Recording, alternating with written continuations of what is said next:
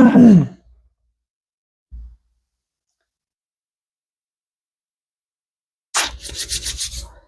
ลโหลสบายดีทุกคนพูดแล้วเนาะเอาหูปนี่ขึ้นมาเมื่อนี้เขาสิสนทนาเรื่องอย่างซึ่งหลายคนก็จะเห็นแล้วผ่านไป4-5 มื้อแล้วเนาะเรื่องการเลือกตั้งในสหรัฐอเมริกาเมื่อมีการเลือกตั้งตัวนี้เกิดขึ้นซึ่งเขาก็รู้แล้วว่าไผได้ชนะคะแนนในการเลือกตั้งประธานาธิบดีของสหรัฐอเมริกาเนาะซึ่งมันจะมีผลอะไรต่อกับเรื่องการเทรดของเฮาหรือว่าเรื่องการเล่นหุ้นของเฮาของบ้านเฮาหรือว่าทั่วโลกเลยเนาะมันจะมีผลถึงกับค่าเงินของทั่วโลกบ่ว่าจะเป็นคริปโตน้ำมันทองคำบิตคอยน์มันจะมีผลหมดเลยเนาะเมื่อโดนัลด์ทรัมป์ได้ชนะการเลือกตั้งครั้งนี้และมันจะมีเขาจะใช้วิธีการเนี่ยในการที่จะเข้าไปเก็งกำไรตัวนี้เนาะและสิ่งใดๆที่เราควรจะหลีกเลี่ยงมื้อนี้เราจะมาสนทนากันเนาะมื้อนี้เราจะมาสนทนากัน ซึ่งล่าสุดตัวนี้ค่อยได้ไปเห็นข่าวมาเนาะค่อยได้เห็นข่าวมาซึ่งโดนัลด์ทรัมป์นี่เราน่าจะเล็งใส่เรื่องของ Bitcoin นี่หลายที่สุดฉะนั้นเมื่อเราเล็งใส่เรื่องของ Bitcoin หลายที่สุดให้ทุกเจ้าเข้าใจเลยว่าณปัจจุบันที่เราเห็นอยู่ตอนนี้บ่ว่าจะเป็นค่าเงินบาทหรือว่าเงินเยนเงินญี่ปุ่นเกาหลีหรือว่าเงินจีนอะไรก็แล้วแต่เนาะขึ้นลงเรื่อยๆซึ่งบ้านเฮานี่บ่จำเป็นต้องเว้าเลยเนาะบ้านเฮามันบ่จำเป็นต้องเว้าเพราะว่าบ้านเฮานี่มันจะขึ้นหรือจะลงบ้านเฮานี่บ่สามารถที่จะไปการันตีได้เลยว่าเงินเฮาจะแข็งย้อนเศรษฐกิจของเฮานี่บ่จำเป็นเนาะซึ่งเว้าหลายมันบ่ดีฉะนั้นตอนนี้สิ่งที่ข้อยจะมาอธิบายให้สู่เจ้าได้เห็นก็คือเฮาจะมาวิเคราะห์แล้วก็มาทำการจะแยกว่าเฮาจะใช้มุมมองแนวใดในการที่ว่าเฮาจะเลือกลิ้นหุ้นหรือว่าเลือกซื้อหุ้นเนาะหลังจากนั้นจะไปเว้าถึงคำว่ามันจะมีผลแนวใดเมื่อโดนัลด์ทรัมป์ได้ชนะการเลือกตั้งครั้งนี้และได้เป็นประธานาธิบดีของสหรัฐอเมริกามันจะมีผลแนวใดเนาะซึ่งหลักๆแล้ว มันจะมีผลจะมีอยู่หลักๆเนาะสำหรับสายเทรดของพวกเราหรือว่าสายเล่นหุ้นซึ่งในวงการอื่นมันก็มีเนาะบ่ว่าจะเป็นของพลังงานไฟฟ้าพวก Microsoft พวก Apple พวกAmazon จุนี้มันจะมีผลอยู่แล้วนะแต่เฮาบ่จะไปเว้าถึงเรื่องพวกนั้นเนาะเพราะเรื่องพวกนั้นมันจะมีข้อมูลหลายเนาะซึ่งเฮาจะมาเว้ากันตัวนี้ก็คือเฮาจะเว้าถึงสายเทรดของพวกเราเลยเนาะสายเทรดของพวกเราก็คือสายแมงเม่าของพวกเราก็คือนักเก็งกำไรคือของพวกเรานี่คือเฮาจะลิ้นในลักษณะใด ซึ่งโดนัลด์ทรัมป์ตัวนี้ได้มาทำการประกาศเนาะเราได้บอกออกมาว่าคือ never sell your bitcoin ก็หมายความว่าความหมายของเราที่เราบอกตัวนี้คือว่า never sell your bitcoin ตัวนี้ก็หมายความว่าอย่าขาย bitcoin ของเจ้าหรือว่าห้ามขาย bitcoin ของเจ้าถ้าเจ้ามี bitcoin อยู่แล้วคือบ่ต้องขายฉะนั้นในคำว่าตัวนี้ในความหมายตัวนี้เขาก็ตีความหมายออกได้เลยว่าแสดงว่าเราจะทำการดัน bitcoin หรือจะทำการสมใส่ bitcoin หรือเราอาจจะทำการซื้อ bitcoin เพิ่มขึ้นเนาะอันนี้คือในมุมมองความคิดที่ตามคำว่าของเราที่เราว่าออกมาคือเราว่าออกมาคือ never sell you bitcoin ก็หมายความว่าอย่าพยายามขาย bitcoin ของเจ้ามันก็หมายความว่าเราอาจจะทำการซื้อ bitcoin เพิ่มขึ้นหรือจะทำการสมใส่ bitcoin มาทำการback หรือว่าทำการต่อสู้กับอีกประเทศหนึ่งที่กำลังเป็นคู่แข่งกันอยู่ตอนนี้เนาะฉะนั้นถ้าโดนัลด์ทรัมป์ใส่ว่าคำนี้ออกมาฉะนั้น Bitcoin มีโอกาสที่จะขึ้นเนาะมีโอกาสที่จะขึ้นฉะนั้นเราต้องเอาคำว่าของเรานี้แล้วก็มาสมเทียบใส่กับโครงสร้างของตลาดว่ามันสมเหตุสมผลที่จะขึ้นแท้บ่เนาะฉะนั้นจังหน่อยสิไปเว้าถึงการวิเคราะห์นำกันบัดนี้ทองคำเด้เนาะซึ่งมันจะมีผลทั้งทองคำแล้วก็ Bitcoin แล้วก็สกุลเงินของดอลลาร์และตัวนึงก็คือน้ำมันเนาะฉะนั้นน้ำมันนี่จังใดมันก็จะมีผลฉะนั้นการมีผลของน้ำมันคืออาจจะบ่หุนแฮงหลายอาจจะอยู่ในลักษณะแบบบ่ถึงขั้นคำว่าหุนแฮงหลายเนาะแต่สิ่งที่จะหุนแฮงที่สุดก็คือทองคำน้ำมันเนาะบ่แม่นทองคำกับ Bitcoin ซึ่งมันจะเป็นจังไดเดี๋ยวเราไปเบิ่งโครงสร้างของตลาดนํกันเนาะสิ่งนี้คือเป็นคำเว้าของโดนัลด์ทรัมป์ที่เว้าออกมาซึ่งมันจะมีหลายข้อมูลให้ทุกคนไปศึกษานํกันแต่ค่อยจะยกตัวอย่างมาเพียงแต่2คู่เท่านั้นก็คือ Bitcoin และทองคำซึ่งหน้าตามันจะเป็นจังไดและโครงสร้างมันก็บอกว่าจะขึ้นแท้บ่เนาะซึ่งตามคำเว้าของโดนัลด์ทรัมป์ตามที่เราตีความหมายก็คือว่าเราอาจจะทำการเก็บซื้อ Bitcoin หรืออาจจะทำการหนุน Bitcoin ฉะนั้นก็บ่งบอกถึงว่า Bitcoin มีโอกาสที่จะขึ้นเนาะซึ่งมันจะขึ้นหรือบ่ขึ้นเราก็ต้องอิงตามโครงสร้างอีกเทื่อนึงหรืออิงตาม demand supply ของมันอีกเทื่อนึงเนาะส่วนทองคำก็คือกันเดี๋ยวเราไปเบิ่งนํกันเนาะเอาไปเบิ่งตามโครงสร้างนํกันปุ๊บตัวนี้จะเป็นถึงของทองคำเนาะซึ่งทองคำนี่คือค่อยยังเบิ่งว่าตอนนี้มันอยู่ในช่วงการสะสมของราคานะอยู่ในช่วงการสะสมของราคาฉะนั้นช่วงที่มันสะสมราคาตัวนี้ก็หมายความว่ามันรอการเลือกตั้ง ให้สำเร็จมันรอการเลือกตั้งสำเร็จปุ๊บตอนนี้การเลือกตั้งนี้สำเร็จแล้วซึ่งเสียงส่วนหลายหรือว่าการชนะการเลือกตั้งก็คือโดนัลด์ทรัมป์เป็นคนชนะการเลือกตั้งฉะนั้นกราฟทองคำเมื่อมันสะสมแล้วมันเห็นข้อมูลชัดเจนขึ้นแล้วฉะนั้นมันจะมีการย่อตัวคือการย่อตัวเนี่ยไม่ได้หมายความว่าย่อแล้วขึ้นเนาะซึ่งมันจะมีการย่อตัวขึ้นมาแล้วทุบลงเหตุผลเป็นยังไงจึงเบิ่งไปนั่นเพราะว่าตอนนี้เนาะตอนนี้คือในเอามาเบิ่งสถิติของ1 มื้อที่ผ่านไปซึ่งเขาเห็นว่าทองคำนี่ได้ทำการทำลายดีมานด์เรียบร้อยแล้วเนาะซึ่งซัพพลายของมันสูงกว่าแล้วซึ่งแห้งขายเนี่ยมันสูงกว่าคนซื้ออยู่คนซื้อแล้วณตอนนี้นะซึ่งเป็นอย่างเขาจึงว่านั่นคือซึ่งดีมานด์ที่คนเคยซื้อไปคืออยู่จุดนี้เนาะดีมานด์ที่คนเคยซื้อไปในอยู่จุดนี้มันอยู่จุดนี้ซึ่งปัจจุบันที่เราเห็นตอนนี้ทองคำได้มีแหงเทขายลงมาแล้วทำลายดีมานด์ไปแล้วฉะนั้นก็เป็นการบ่งบอกถึงว่าเมื่อกราฟได้ทำการทำลายดีมานด์แล้วมันบ่มีคนซื้อแล้วกราฟจะทำการย่อตัวขึ้นมาเนาะย่อตัวขึ้นมาเป็นอย่างจริงย่อตัวขึ้นมาเพราะย่อขึ้นมาให้คนทำการเทขายตามข่าวสารที่ออกมาเป็นอย่างจึงทำการเทขายเพราะคำกับดอลลาร์มันจะทำการแบกกันมันจะทำการ exchange กันก็หมายความว่าเมื่อใดที่โดนัลด์ทรัมป์ชนะการเลือกตั้งและโดนัลด์ทรัมป์ได้ทำการเปลี่ยนแปลงเลยทำการฟื้นฟูบางสิ่งบางอย่างที่มันขาดหายไปจะให้ดอลลาร์มันแข็งค่าขึ้นฉะนั้นถ้าดอลลาร์มันแข็งค่าขึ้นแน่นอนอยู่แล้ว 99% หรือ 100% เนาะทองคำจะลงเพราะว่าอย่างเพราะดอลลาร์แข็งทองจะลงเนาะฉะนั้นการลงของทองคำตัวนี้ค่อยว่ามันยังบ่จบเนาะมันยังบ่จบมีโอกาสจะลงอีกและโครงสร้างมันก็สมเหตุสมผลบ่งบอกว่าจะลงเพราะว่าอย่างเนาะเอามาเบิ่งตัวนี้ซึ่งกราฟทำอิฐได้ทำการ all time high ไปเรื่อยๆ all time high ไปเรื่อยๆบัดนี้มาฮอดมือที่จะทำการเลือกตั้ง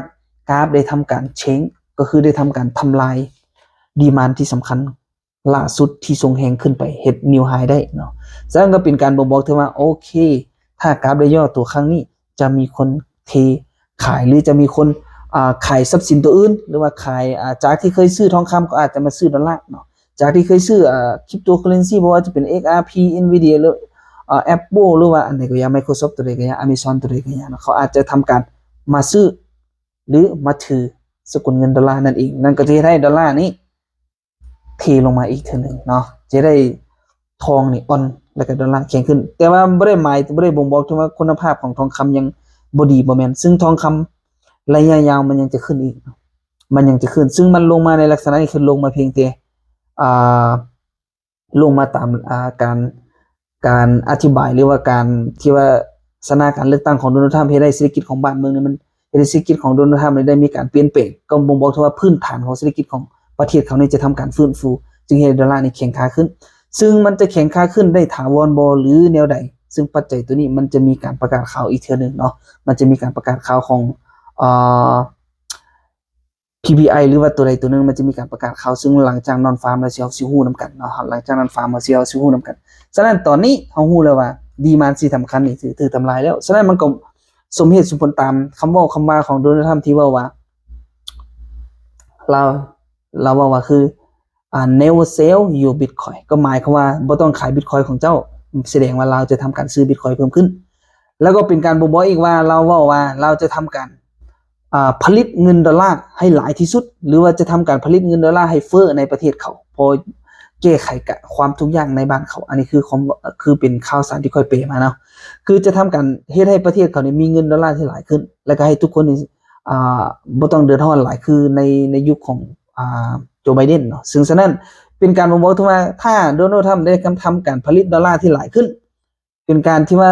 ลดพรความยากจนของประชาชนหลายขึ้นแสดงว่าดอลลาร์มันจะแข็งขึ้นถ้าดอลลาร์มันแข็งขึ้นโอเคทองคำมีโอกาสที่จะลงฉะนั้นมันก็สมเหตุสมผลโครงสร้างได้เสียไปแล้วมันก็สมเหตุสมผลที่จะลงเนาะฉะนั้นการที่มันจะขึ้นหรือมันจะลงเราต้องใช้การวิเคราะห์วิจารณ์หรือใช้ตามเทคนิคที่ตัวเองเคยเรียนรู้และศึกษามานั้นและผสมกับข่าวสารที่มันออกมานั้นแล้วทำการเทขายเนาะซึ่งเราจะเทขายในลักษณะใดเดี๋ยวมาเบิ่งนำกันเนาะซึ่งค่อยจะทำการเทขายของทองคำนี่ซึ่งค่อยจะรอเทขายอยู่ราวๆประมาณนี้เนาะที่ราคาสักเหตุผลที่ค่อยจะเทขายเพราะว่ากราฟนี้ยังขึ้นยังบ่จบนะซึ่งค่อยเบิ่งในลักษณะนี้2 3กำลังจะย่อตัวเป็น4แล้วก็ลงตัว5เนาะ ซึ่งค่อยจะรอขายในตอนที่มันขึ้นซีซึ่งในราคาขึ้นซีตัวนี้จะอยู่ในราคาที่ระหว่าง2630หรือ2640แถวๆนี้เนาะระดับ2600คือเป็นเลขที่ว่ากลมๆสวยๆงามๆอยู่แล้วฉะนั้นค่อยจะทำการที่ขายจุดนี้ซึ่งในระหว่างกลางตอนนี้เนาะกราฟได้ทำการสะสมราคาอยู่ซึ่งการสะสมราคาตัวนี้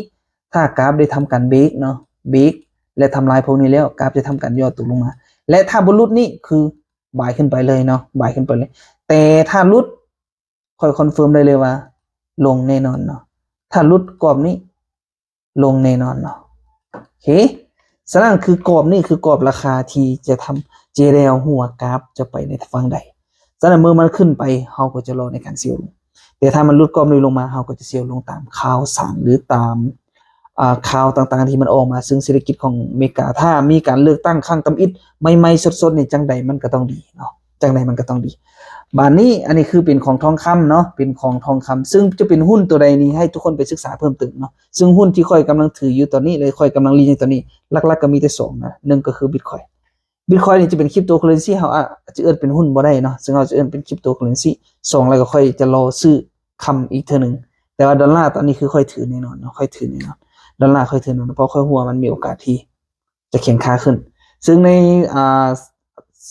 สกุลอื่นเนาะหรือว่าจะเป็นหุ้นพวกAmazon Microsoft Apple ตัวนี้เราสามารถไปเลือกลิ้นได้แต่ว่าต้องใช้วิจารณญาณให้มันดีเพราะว่าอาจจะเป็นคำเว้าแบบว่าต้มโหแล้วรูปหลังเนาะคือเราเคยได้ยินบ่อย่างเช่นคือเขาว่าหุ้น Amazon ใน 2-3 มื้อนี่อาจจะดีขึ้น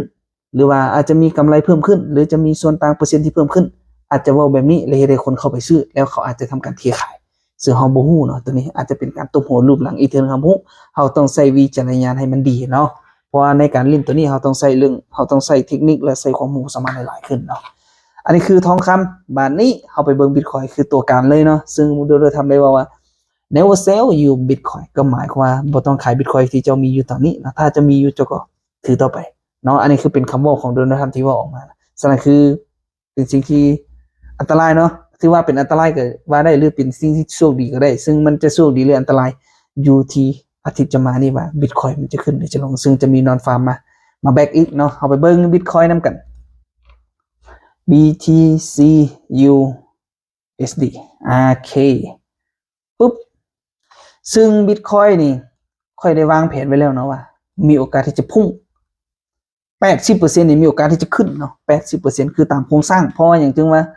ซึ่งทำอีกนี่เฮาบ่อิงข่าวสารเฮาก็ฮู้อยู่แล้วว่าโครงสร้างของ Bitcoin นี่คือทำการเฮ็ดall time high มาall time high มาเรื่อยๆเนาะซึ่ง 3-4 ปีหลังนี่ก็เคยลงแล้วก็เฮ็ดall time high คือเก่าเนาะบัดนี้สิ่งที่ค่อยเบิ่งนะนี่อันนี้คือใน1 ชั่วโมงนะเห็นบ่เบรกขึ้นซึ่งดีมานด์ซุนี้ได้ทรงแฮงขึ้นมาและทำลายไฮซุนี้ก็สร้างไฮใหม่เกิดขึ้นและสุดที่มันลงมานี่ก็บ่ได้ทำลายดีมานด์ซึ่งกราฟนี่มีโอกาสที่ถ้าบ่ทำลายดีมานด์แล้วมันกลับตัวขึ้นมาและเบรกนี้ได้ค่อยมั่นใจว่าสร้างนิวไฮได้แน่นอนเนาะสร้างนิวไฮได้แน่นอนฉะนั้น Bitcoin ก็มีโครงสร้างก็บอกว่าจะขึ้นและคำเว้าของโดนัลด์ทรัมป์ก็บอกว่า never sell you Bitcoin ก็บ่หมายถึงว่าบ่ต้องขาย Bitcoin ของเจ้าก็หมายความว่าโดนัลด์ทรัมป์จะทำการดัน Bitcoin หรืออาจจะเป็นการแบบว่าซื้อ Bitcoin เพิ่มเติมเนาะซึ่งฉะนั้น Bitcoin มีโอกาสที่จะไปเตะที่ราคา9ปลายละ955 1เซนมีโอกาสเนาะ955 1เซนฉะนั้นตัวนี้เฮายังคอนเฟิร์มบ่ได้เนาะซึ่งมันจะมีซึ่งราคาที่อยู่ตอนนี้สูงที่สุดตอนนี้ก็คือ1เซนเนาะ1เซนซึ่งตอนนี้เฮาบ่สามารถการันตีได้เลยว่าคำเว้าคำว่าของเขานี้มันจะเป็นจริงบ่และ Bitcoin ตัวนี้ก็จะขึ้นแท้บ่ซึ่งเฮาตอบโจทย์บ่ได้ฉะนั้นเฮาต้องเวลาที่เราจะเข้าไปซื้อหรือเข้าไปขายเฮาต้องมีการวิเคราะห์วิจารณ์ให้คักแน่เนาะว่าเทคนิคที่เราเรียนมาหรือสิ่งที่เราฮู้ความรู้ที่เรามีนี่มาใช้เพราะว่าหยังเพราะว่าถ้าคำเว้าของเขามันเป็นจริงและสินทรัพย์ทุกสินทรัพย์มันขึ้นตามที่เขาเว้าจริงคือเขาจะได้กำไรมหาศาลเพราะว่าหยังพอถ้าได้ขึ้นก็คือจะขึ้นเลยเพราะว่าอย่างเพราะเป็นช่วงเริ่มต้นในการสถานการณ์เลือกตั้งถ้าเป็นช่วงเริ่มต้นในการสถานการณ์เลือกตั้งแล้วจังได๋เขาก็ต้องเห็นแนวที่ดีๆที่มันเกิดขึ้นเนาะส่วนทรัพย์สินอื่นตัวอื่นเฮาจะบ่เว้าเนาะเฮาจะเว้าทรัพย์สินตัวที่เฮาถนัดและตัวที่เฮาลิ้นมาตลอดเนาะตัวที่เฮาลิ้นมาตลอดฉะนั้นสำหรับคลิปนี้ค่อยอาจจะเว้าไวเนาะบางคนอาจจะฟังบ่ทันหรือฟังทันก็ดีหรือฟังบ่ทันก็ดีหรืออาจจะมีคำถามบ่ฮู้เนาะให้ถ้ามีคำถามให้ทุกคน คอมเมนต์ไว้หรือถ้าบ่มีคำถามก็คือฝากกดไลค์กดแชร์และฝากกดติดตามเนาะฝากกดติดตามสำหรับคลิปต่อไปนี่คือเราจะช่วงนี้ในระยะนี้นะเรายังจะเว้าถึงของการว่าจะเว้าถึงของเรื่องวงการการเงินตัวนี้เรื่อยๆนะเพราะว่าอย่างคือช่วงนี้นี่คือจะเป็นช่วงที่ว่าอ่ากำลังฮ้อนแฮงหรือเขาเอิ้นว่าเป็นช่วงที่กำลังสินทรัพย์ทุกสินทรัพย์กำลังกระวนกระวายหลายคนกำลังมีความคิดบางคนก็ย้านบางคนก็อ่าดีใจเนาะเพราะว่าอย่างจังว่าย้านเพราะคนที่ย้านก็คือคนที่ว่ามีหุ้นหลายตัวมีหุ้นหลายตัวเพราะอย่างพอโดนัลด์ทรัมป์มันสถานการณ์เลือกตั้งปุ๊บมันจะมีผลส่งให้หุ้นหลายๆตัวนี่อาจจะทำกันลงได้หรือจะขึ้นได้เนาะฉะนั้นหลายๆตัวหลายๆคนที่ว่าอยู่ในวงการนี้กำลังกระวนกระวายอยู่เนาะบางคนที่ว่ามันมีเทคนิคดีแล้วมีความรู้สามารถมีประสบการณ์ที่สูงแล้วเขาจะอาจจะเฉยๆเนาะอาจจะเฉยๆฉะนั้นในอาทิตย์หน้าเราจะมาลิ้นกันเรื่องของ Bitcoin และน้ำมันแล้วก็ทองคำเนาะซึ่งเราจะมาเล่นกันหลักตัวนี้ฉะนั้นคือทองคำเรายังเบิ่งลงอยู่แต่ในถ้าตอนนี้มันกำลังสะสมราคาถ้ากราฟบ่ให้เราลิ้นหน้าบ่ายเราก็บ่ายขึ้นมาก่อนแล้วจึงค่อยเซลลงเนาะฉะนั้น Bitcoin คือกันถ้าตอนนี้เราบอกว่ามันจะขึ้นแต่โครงสร้างยังบ่ให้ขึ้นเทื่อเนาะมันบ่ให้ขึ้นเทื่อเราก็ยังบ่ลิ้นเมื่อโครงสร้างมันขึ้นเราจึงจะบ่ายขึ้นไปซึ่งมันขึ้นเอาคือขึ้นในลักษณะใดคือจะขึ้นในลักษณะนี้เนาะคือกราฟต้องทำกันเบรกตัวนี้ให้ได้ก่อนแล้วย่อมาบ่ายเนาะ Bitcoin มีโอกาสที่จะขึ้นซึ่งมันจะขึ้นฮอดไสนี่คือเฮาตอบบ่ได้นะอาจจะขึ้นเป็นแสนเป็นล้านซึ่งเฮาบ่ฮู้เฮาตอบบ่ได้แต่ตามคำบอกของโดนัลด์ทรัมป์มีโอกาสที่จะขึ้นอันนี้คือการจินตนาการของเฮาที่ได้อ่านข่าวสารมาเนาะฉะนั้นสำหรับคลิปนี้เฮาจะบ่มีหยังหลายเนาะแต่ว่าในคลิปหน้าเฮาก็จะมาเว้าเรื่องวงการการเงินนี้ตลอดเวลาบ่ว่าจะเป็นบางคนอาจจะยังฮู้เรื่องช่องทางในการซื้อหุ้นหรือบางคนอาจจะยังฮู้เรื่องการศึกษาเรื่องการหุ้นสามารถย้อนไปฟังคลิปเก่าของข้อยได้นะบ่ว่าจะเป็นใน YouTube TikTok Facebook มีหมดนะซึ่งตอนนี้ข้อยก็หาทางจะลงใน Instagram อยู่แต่ว่ามันต้องเฮ็ดในเวอร์ชันของภาษาอังกฤษเนาะภาษาอังกฤษฉะนั้นสำหรับคลิปนี้ก็บ่มีหยังหลายเนาะเราจะฝากทุกคน